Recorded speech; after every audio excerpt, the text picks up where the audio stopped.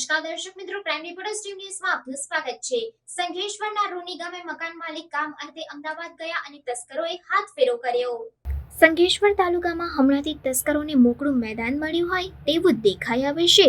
થોડા દિવસ પૂર્વે ઓરુમાણા ગામે ખેડૂતના 3,360 રૂપિયાના એરંડાની ચોરી થવા પામી હતી। તેનો ભેદ ઉકેલાયો નથી ત્યાં ફરી એકવાર રૂની ગામે ખેત મજૂરી કરી પરિવારનું ગુજરાન ચલાવતા મકવાણા શંકરભાઈ અમથાભાઈના ઘરે સોના ચાંદીના દાગીના તેમજ રોકડની ચોરી થવા પામી હતી।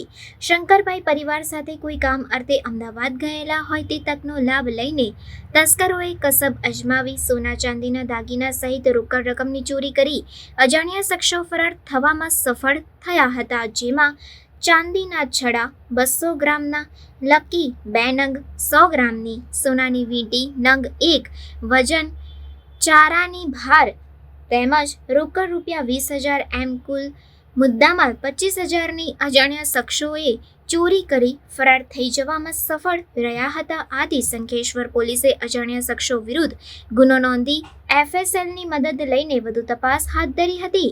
તેની તપાસ PI PA સુથાર ચલાવી રહ્યા છે।